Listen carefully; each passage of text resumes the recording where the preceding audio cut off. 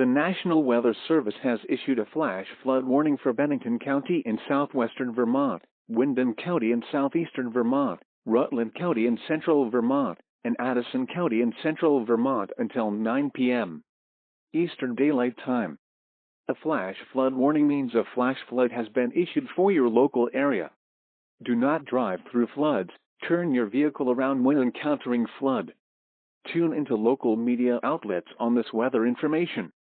Repeating, a flash flood warning has been issued for your local area until 9 p.m.